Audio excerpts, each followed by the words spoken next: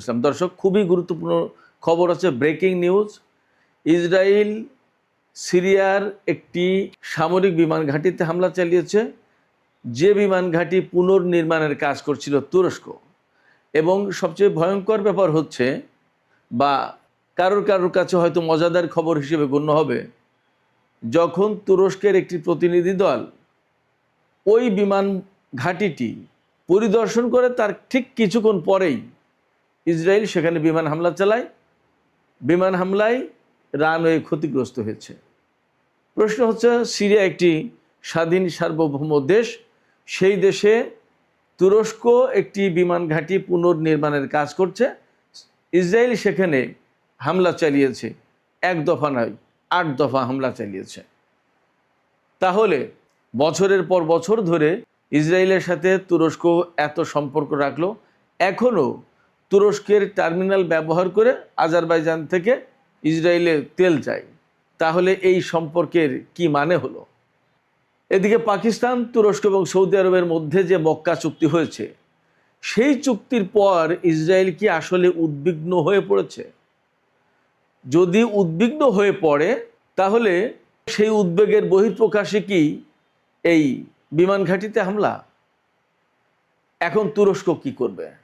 তুরস্ক কি ইসরায়েলকে জবাব দেবে, নাকি সিরিয়া আরও বেশি নতজানু হবে ইসরায়েলের দিকে? সিরিয়া যাবে কোথায়?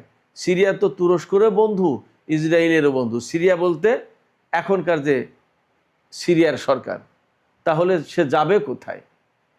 এখানে এই হামলার নিন্দা জানিয়েছে ইরান, এই হামলায় উদ্বেগ প্রকাশ করেছে আমেরিকা, নিন্দা জানিয়েছে তুরস্ক, নিন্দা জানিয়েছে সিরিয়া। চূড়ান্ত বিচারে গিয়ে প্রশ্ন থাকছে, সিরিয়াকে কেন্দ্র করে তুরস্ক এবং ইসরায়েলের মধ্যে বড় কোনো সংঘাত তৈরি হবে কিনা, এবং তার জন্য তুরস্ক আসলেই প্রস্তুত কিনা।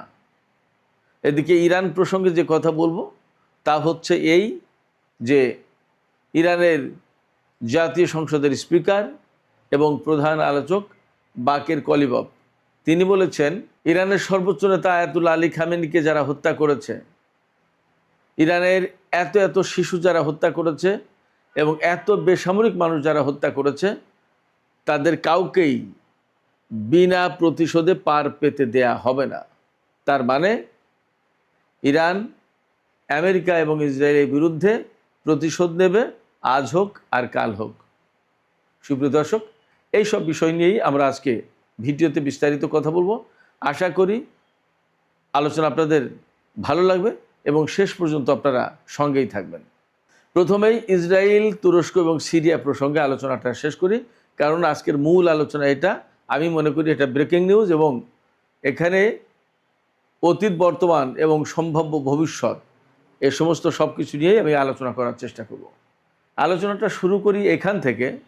সিরিয়ার বর্তমান যে সরকার, আল সারা সরকার যেটা, বা জোলানির সরকার, এই আল সারা বা জোলানির সরকার, তারা তুরস্কের সাথেও বন্ধুত্ব রাখে, ইসরায়েলের সাথেও বন্ধুত্ব রাখে, বরং বন্ধুত্ব রাখে না ইরানের সাথে, বন্ধুত্ব রাখে না লেবাননের একটা প্রতিরোধকামী সংগঠন আছে, আপনারা সবাই তার নাম জানেন, তাদের সাথে।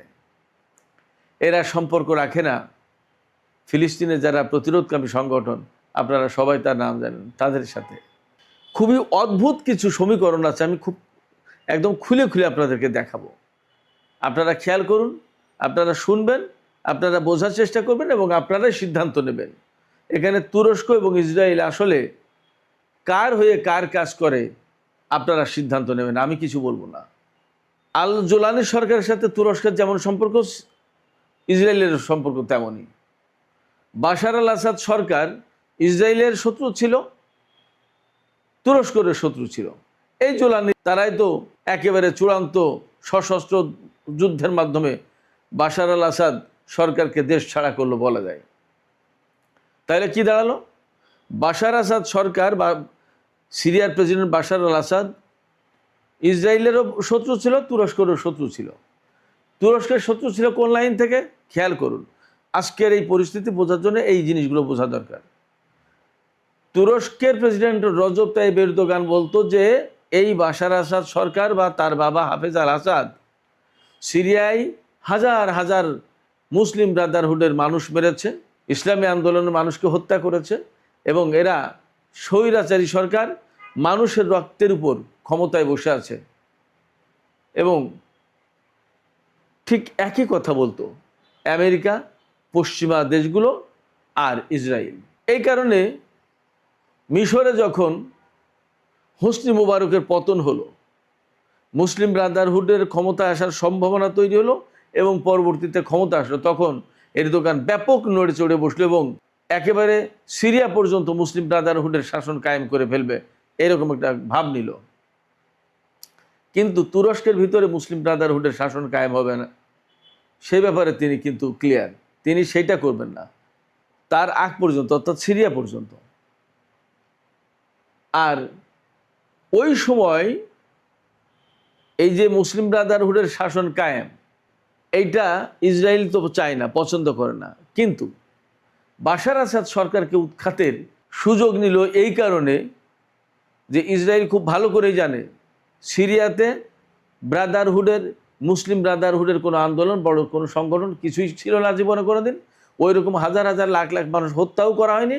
এগুলো সবই পশ্চিমা প্রচারণা, তুরস্ক বা এই ধরনের কিছু দেশের প্রচারণা। এর মূল কারণ ছিল নিজেদের সংকট আর এক জায়গায় রেখে ওখানে লোকজনকে ব্যস্ত রাখা, নিজের সেফ থাকা, এক বিরাট কৌশলী চাল। যখন মিশরে হোসনি মুবারকের পতন হলো, তখন ইসরায়েল, আমেরিকা বা পশ্চিমারা আসাদ সরকারকে পতন ঘটাতে চাইল এই কারণে যে এই সুবিধায় মুসলিম ব্রাদারহুডের আন্দোলনের কথা বলি আর যাই বলি আরব বসন্ত, যেভাবে হোক এই আন্দোলন সিরিয়ায় নিয়ে গিয়ে ঠেকিয়ে বাশার আসাদকে উৎখাত করতে পারলে ইসরায়েলের একদম ঘরের দরজা থেকে রাষ্ট্রীয় প্রতিরোধকামী শক্তির পতন ঘটে। অর্থাৎ ইসরায়েলের সামনে রাষ্ট্রীয়ভাবে আর কোনো দেশ থাকে না, একেবারে ঘরের দরজা থেকে পা ফেললেই তো সিরিয়া। আর সেই সিরিয়ার বাশার আসাদ সরকার ইসরায়েলের চরম কঠিন বিরোধী।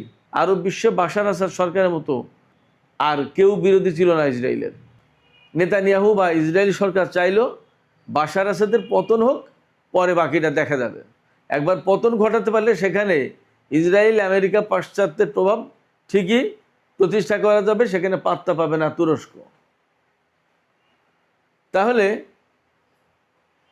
এরদোগানের টার্গেট মুসলিম ব্রাদারহুডের শাসন কায়েম করা, এই জন্য বাশার আসাদকে সরাতে হবে। আর ইসরায়েলের টার্গেট বাশার আসাদকে যেভাবেই হোক সরালে সেখানে ইসরায়েলের প্রভাব প্রতিপত্তি অনেক বিস্তৃত করা যাবে। ইসরায়েলের সামনে থেকে একটা রাষ্ট্রীয় শক্তির পতন হয়, ইসরায়েলকে রুখে দেওয়ার বা ইসরায়েলকে মোকাবেলার মতো কোনো শক্তি আর সিরিয়ায় থাকবে না। শুধু তাই না, সিরিয়াকে কেন্দ্র করে ইরান এবং এই অঞ্চলের বিভিন্ন প্রতিরোধকামী সংগঠনের যে উপস্থিতি ছিল সিরিয়াতে, বাশার আসাদ সরকার থাকার কারণে এটা সম্ভব হয়েছিল। বাশার আসাদকে হটিয়ে দিতে পারলে, ক্ষমতাচ্যুত করতে পারলে এদের কারোর অবস্থান, ইরানের অবস্থান তো পরের কথা, কারোর অবস্থানই থাকবে না সিরিয়ায়। সিরিয়া হবে তখন একটা গড়ের মাঠ। ইসরায়েল যে বৃহত্তর ইসরায়েল অর্থাৎ গ্রেটার ইসরায়েল প্রতিষ্ঠা করতে চায়, তার প্রথম বড় বাধা মুক্ত হয়ে যায়। এই বিরাট সিরিয়া ইসরায়েলের কার্যত ভূখণ্ডে পরিণত হয়। দুই ব্যক্তির অর্থাৎ নেতানিয়াহুর আর এরদোগানের টার্গেট দুই রকমের ছিল, বাট কমন গোল ছিল বাশার আসাদকে পতন ঘটাও। যখন ফিলিস্তিনের গাজায় এত ভয়াবহ নিধনযজ্ঞ চালিয়েছে ইসরায়েল, তখন কিন্তু এরদোগান শুধু কথা বলে গেছে, কাজের কাজ কিছু করেনি। যখন খুব ক্রিটিক্যাল অবস্থা এবং সিরিয়ার বিভিন্ন অবস্থানে, ইরানি অবস্থানে যখন ইসরায়েল বারবার হামলা চালাচ্ছে, ঠিক তখনই তুরস্ক এই জুরানিদেরকে লেলিয়ে দিল বাশার আসাদের বিরুদ্ধে খুব দুর্বলতম মুহূর্তে, যে দখল করো ক্ষমতা। যখন ইসরায়েলের সাথে ইরানের যুদ্ধ লাগে লাগে অবস্থা, ঠিক তেমন একটা অবস্থায় এই কাজ করলো। এবং তখন রাশিয়া বাশার আসাদকে সরিয়ে নিয়ে গেল, বাশার আসাদ রাশিয়াতে চলে গেল, ইরান তার অবস্থান ছেড়ে চলে আসলো এবং একদম ফাঁকা ময়দানে ইসরায়েল গোল দিতে থাকলো। সিরিয়ার সমস্ত সামরিক অবকাঠামো, বিমান ঘাঁটি, ক্ষেপণাস্ত্র ডিপো গোলা বারুদের ডিপো, যত যত যা কিছু ছিল সব ধ্বংস করে দিল। বিমান ঘাঁটি তো একদম সব ধ্বংস। ইসরায়েলের বিমান বাহিনী বেশ ভালো শক্তিশালী ছিল, ধ্বংস করে দিল। তারপরে তাদের ট্যাঙ্ক বাহিনী ব্যাপক শক্তিশালী, একদম সব ধ্বংস করে দিয়েছে। এখন সিরিয়ায় যে জোলানি সরকার, তাদেরকে একদম ফকির মিসকিন বানিয়ে দিয়েছে সামরিক সক্ষমতার দিক দিয়ে, সামরিক শক্তির দিক দিয়ে।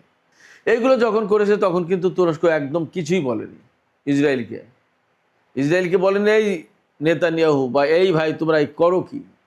মাত্র একটি সরকারের পতন হলো এবং নতুন এরা সরকারে এসেছে, ক্ষমতা এসেছে, তোমরা তাদের সমস্ত সব কিছু ধ্বংস করে দিচ্ছ কেন? সেখানে আমি ব্যক্তিগতভাবে মনে করি এরদোগানের একটা বিশেষ টার্গেট ছিল, সিরিয়ার সমস্ত সামরিক সমস্ত সব কিছু ধ্বংস হয়ে গেলে ওই জায়গায় বিপুল পরিমাণের সামরিক সরঞ্জাম বিক্রি করতে পারবে, তুরস্ক একটা ব্যবসা করবে। আমেরিকার যেমন বিভিন্ন জায়গায় এরকম টার্গেট থাকে যে ওখানে যুদ্ধ হলে আমরা এই পরিমাণে অস্ত্র বিক্রি করতে পারবো, তুরস্কের সিরিয়া কেন্দ্রিক এই টার্গেট ছিল। অতএব ইসরায়েল যে সমস্ত ধ্বংসযজ্ঞ চালিয়েছে কোনো কিছু বলেনি এর বিরুদ্ধে। অবশ্য তুরস্ক কিছু বললেও ইসরায়েল যে শুনতো এমন কোনো সম্ভাবনা নেই। যাই হোক, মধ্যপ্রাচ্যের চলমান পরিস্থিতি এবং গাজার ক্রাইসিস একদম চরমতম পর্যায়ে যাওয়ার পর ইসরায়েলের সাথে তুরস্কের বাণিজ্য সম্পর্ক সম্ভবত অনেকটাই কাট আপ হয়েছে, তবে কিছু কিছু সম্পর্ক এখনও আছে বলে মনে করা হয়। বিশেষ করে আজারবাইজান থেকে তুরস্কের মাধ্যমে ইসরায়েলে যে তেল যায় সে তেল এখনও যায় বলেই জানা যাচ্ছে। বিভিন্ন তথ্য উপাত্ত থেকে জানা যায় আজারবাইজান থেকে প্রতিদিন ইসরায়েলে 94,000 ব্যারেল অপরিশোধিত তেল যায়। 2024 সালের পর অর্থাৎ 25 সালে ইসরায়েলের যে পরিমাণে তেল গেছে সেটা আগের বছরের চেয়ে 31% বেশি এবং 2022 সালের পর এটা ছিল সর্বোচ্চ। এছাড়া ইসরায়েল এবং তুরস্কের মধ্যে যে পরিমাণে বাণিজ্য ছিল, বছরে প্রায় $700 কোটি বাণিজ্য ছিল। বিপুল পরিমাণে জিনিস তুরস্ক থেকে ইসরায়েলে যেত, আবার ইসরায়েল থেকে তুরস্কে আসতো। অবশ্যই তুরস্ক ইসরায়েলে বেশি পাঠাতো আর ইসরায়েল থেকে কম নিত। 2023 সালের হিসাব অনুযায়ী তুরস্ক থেকে ইসরায়েলে $530 কোটি পণ্য গেছে। ইসরায়েল থেকে তুরস্ক গেছে $150 কোটি পণ্য। তুরস্ক থেকে ইসরায়েলে ইস্পাত, আয়রন, সিমেন্ট, জিপসিয়াম, কাপড় চোপড়, তৈরি পোশাক, এরকম বিভিন্ন প্লাস্টিকজাত পণ্য, বিভিন্ন রকমের দ্রব্যাদি যায়। এর ভিতরে তুরস্ক থেকে ইসরায়েলে বিপুল পরিমাণে জিপসাম যায়। ইসরায়েলে যে জিপসাম প্রয়োজন তার অর্ধেক প্রায় তুরস্ক থেকে যায়। সম্পর্ক 2023, 24, 25 সালেও ছিল, এখন অনেকটা কমেছে। বাট তুরস্কের রজব তাইয়িপ এরদোগান যখন প্রেসিডেন্ট, প্রধানমন্ত্রী, তখন ইসরায়েলের সাথে এইভাবে সম্পর্ক ছিল। সেই ইসরায়েলের সাথে এখন কিছুটা টানাপোড়েন তৈরি হয়েছে, আর এই মক্কা চুক্তির পর আরও বেশি টানাপোড়েন তৈরি হয়েছে মনে হচ্ছে। বাট এখানে সবচেয়ে গুরুত্বপূর্ণ সেটা হচ্ছে এই যে জুলানি সরকার, এই জুলানি সরকার সিরিয়ায় ক্ষমতা আসার পর সিরিয়াকে কেন্দ্র করে এখন কিন্তু মূলত দুই পাশটা দুইজন টানাটানি করছে। ইসরায়েল টানছে তার দিকে আর তুরস্ক টানছে তার দিকে। মানে হচ্ছে, ধরুন সিরিয়া হচ্ছে একটা ছাগল আর দুই পাশটা দুই নেকড়ে এই ছাগলকে নিয়ে টানাটানি করছে। ব্যাপারটা হয়েছে এরকম। সহজ উদাহরণ, তুরস্কের টার্গেটটা কি? এরদোগানের ভেতরে এখনও একটা স্বপ্ন লালিত। ওই যে উসমানীয় সাম্রাজ্য শেষ হয়েছিল, সেই উসমানীয় খেলাফত, উসমানীয় সাম্রাজ্য সে ফেরাবে এবং এরদোগান হবে তার অধিপতি, রাজা, খলিফা, যাই বলেন। আর ইসরায়েলের টার্গেট হচ্ছে সিরিয়াকে যখনই সে নিজের কবজায় নিতে পারবে তখন তার সামনে বিরাট দরজা খুলে যাবে। ইসরায়েল তো ছোট্ট একটা ভূখণ্ড, সিরিয়াকে যখন সে কবজায় নিতে পারবে তখন একেবারে গড়ের মাঠ, তার আর কোনো ঝামেলা থাকবে না, তার সামনে কোনো বাধা থাকবে না। সে যখন খুশি তখন সে সিরিয়ার উপর দিয়ে বিমান চালিয়ে ইরাকে হামলা চালাবে, ইরানে হামলা চালাবে, যা খুশি তাই করবে। টার্গেটটাই, অর্থাৎ সিরিয়াকে ইসরায়েলের পক্ষে নিতে পারলে গ্রেটার ইসরায়েল এবং নিউ মিডল ইস্ট প্ল্যান সেটা বাস্তবায়নের জন্য তার পথ সহজ হয়ে যায়। এই জায়গায় একটা দ্বন্দ্ব হচ্ছে যে তুর্কি খেলাফত প্রতিষ্ঠা করবে, তার জন্য সিরিয়া দরকার এরদোগানের, আর গ্রেটার মিডল ইস্ট প্রতিষ্ঠা করবে বা গ্রেটার ইসরায়েল প্রতিষ্ঠা করবে, তার জন্য সিরিয়াকে দরকার ইসরায়েলের। এই জায়গায় বলির পাঠা হচ্ছে সিরিয়া, টানাটানি এই কারণে। বাশার আসাদকে ক্ষমতা থেকে সরানোর লাভ কি এরদোগানে, সেটা নিশ্চয় আপনাদের কাছে ক্লিয়ার হয়েছে। আর বাশার আসাদকে সিরিয়া থেকে সরালে লাভ কি ইসরায়েলের, সেটাও আমি আশা করি আপনাদেরকে ক্লিয়ার করতে পেরেছি। এইরকম একটা টার্গেট থেকে দুই পক্ষ বাশার আসাদকে কমন এনিমি, অভিন্ন শত্রু হিসেবে গণ্য করে তাকে ক্ষমতা থেকে সরিয়ে দিয়েছে। দিলে এখন তারা এই সিরিয়ায় প্রভাব প্রতিপত্তি বিস্তারের চেষ্টা করছে, যে এখানে আমি থাকবো, এরদোগান ভাবছে আমি থাকবো, আরও পাশে নেতানিয়াহু ভাবছে যে আমি থাকবো। এই দুইজনের দ্বন্দ্ব, এই দ্বন্দ্বকে কেন্দ্র করে সংকট বেশ ঘনীভূত হতে পারে এবং ইসরায়েল তুরস্ককে তোয়াক্কাই করবে না, তুরস্ককে তোয়াক্কাই করবে না এবং করেনি। আজকেই তো যখন তুরস্কের প্রতিনিধি দল ওই বিমান ঘাঁটি পরিদর্শন করেছে, জাস্ট তার কিছুক্ষণ পরেই সেখানে হামলা চালিয়েছে। এবং চমৎকার তথ্য হচ্ছে যে এই হামলা যখন চালিয়েছে সেখানে তুরস্কের সামরিক বাহিনীর কিছু গাড়ি ছিল, সেখানে ওই অবস্থায় হামলা করছে। ইসরায়েল তুরস্ককে গোনার ভিতরেই ধরবে না, আমি আপনাদেরকে এইটুকু বলি। হয়তো কেউ কেউ ভিন্নভাবে দেখতে পারেন আমার এই বক্তব্য, কিন্তু বাস্তবতা এটাই। সেক্ষেত্রে এই তুরস্ক পাকিস্তান এবং সৌদি আরবের সাথে জোট করেছে এবং আরও দেশকে কাছে টানতে চায়। হয়তো আলটিমেটলি সেই জোট এক সময় যদি টার্গেটে পৌঁছাতে পারে, তাহলে ইসরায়েল বিরোধী একটা জোট হলেও হতে পারে। পাকিস্তান কিন্তু সেই মনোভাব নিয়েই আছে। সৌদি আরব কী করবে সেটা প্রশ্ন, দেখা যাক পরিস্থিতি কী দাঁড়ায়।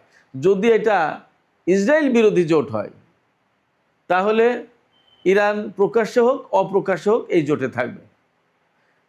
দেখা যাক কোন কৌশলে তারা কোথায় হাঁটে। তবে এটা ঠিক যে সিরিয়ায় বাশার আসাদ সরকার যদি এখন থাকতো, তাহলে এই পরিস্থিতি এতটা মারাত্মক হতে পারতো না। যে সেন্সিটিভ অবস্থা দীর্ঘদিন ধরে চলেছে, সিরিয়ায় যে দুর্বলতার কারণে ইসরায়েল প্রায় সময় হামলা চালিয়েছে, এই অবস্থা তৈরি করার পেছনেও এরদোগানের হাত রয়েছে। ওই যে বলেছি, মিশরে হোসনি মুবারকের পতনের পর আরব বসন্তের আন্দোলন ঠেলে আনা হলো সিরিয়ায় এবং সিরিয়ার বাশার আসাদ সরকারকে ক্ষমতাচ্যুত করার টার্গেট নিল। আমেরিকা সেখানে কাজ করলো, তুরস্ক তাতে ব্যাপকভাবে সহযোগিতা করলো। তুরস্ক সেখানে চাইলো হায়াতে তাহরির আর শাম, আজকে যে জুলানির গোষ্ঠীর গ্রুপ যারা, তারা ক্ষমতা আসুক, আর ইসরায়েল চেয়েছিল দায়েশকে ক্ষমতায় আনতে। সেখানে নানান কাহিনী ঘটেছে, আপনারা সবাই কম বেশি জানেন। তারপরে তো আজকের এই পরিস্থিতি। এখন সিরিয়া নিয়ে যা ঘটছে, আমার কাছে মনে হয় সিরিয়াটা হবে তুরস্ক এবং ইসরায়েলের রাজনৈতিক এবং হয়তো বা ক্ষেত্র বিশেষে সামরিক প্রতিদ্বন্দ্বিতার ব্যাটেলফিল্ড, আর সিরিয়ার সাধারণ জনগণ হয়তোবা তার বলির পাঠা হবে। আমরা অপেক্ষা করি আসলে মক্কা চুক্তি, পাকিস্তান, তুরস্ক, সৌদি আরবের চুক্তি কিভাবে কতদূর কি হয় আমরা দেখি। সিরিয়ায় যে হামলাটা হয়েছে সেটা তুরস্কের অবস্থানেই হামলা কার্যত। আমরা দেখতে থাকবো যে তুরস্ক আসলে এর বিরুদ্ধে কতদূর কি করে, তার থেকে বোঝা যাবে যে আসলে তারা কতদূর কি করতে চায় বা কি করতে পারবে। সুপ্রিয় দর্শক, এবার ইরানের জাতীয় সংসদের স্পিকার বাকের কলিবাফের একটি বক্তব্য, সেই বক্তব্যটা দিয়ে মূলত আজকের আলোচনা আমি শেষ করতে চাই। বাকের কলিবাফ বলেছেন যে ইরানের সর্বোচ্চ নেতা আয়াতুল্লাহ আলী খামেনিকে যে হত্যা করা হয়েছে, শহীদ করা হয়েছে, শুধু তাই না,